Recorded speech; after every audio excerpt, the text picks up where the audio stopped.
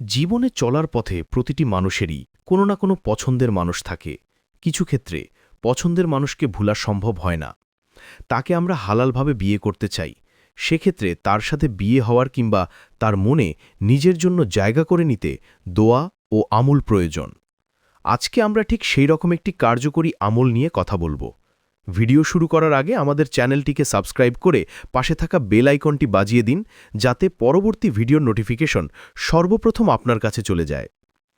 ইয়া ওয়াদুদু আল্লাহর একটি পবিত্র নাম, যার অর্থ অতি ভালোবাসার মালিক, বা যিনি বান্দার প্রতি অপরিসীম মমতা ও ভালোবাসা রাখেন। এই নামের আমল খুবই কার্যকর যখন কারো মনে ভালোবাসা সৃষ্টি করতে চান বা আপনার মনের মানুষকে পেতে চান হালাল উপায়। বিবাহের নিয়তে আমল করার নিয়ম: প্রথমে আল্লাহর সন্তুষ্টির জন্য নিয়ত করুন।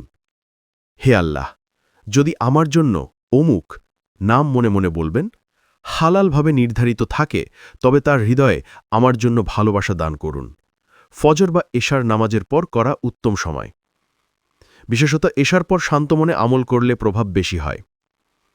আমল করার পদ্ধতি: প্রথমে দরুদ শরীফ ৩ বার পড়ুন, তারপর বলুন ইয়া ওয়াদুদু ১০০০ বার।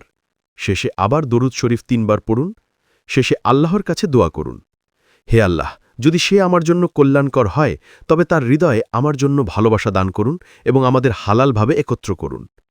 নিয়মিত ২১ দিন পর্যন্ত আমল চালিয়ে যান। বিশুদ্ধ নিয়ত রাখবেন যেন আমলটি শুধু হালাল সম্পর্ক ও ভালোবাসার জন্য হয়। সতর্কতা: কারো ক্ষতি বা জোর করে মন টানার নিয়তে করা হারাম।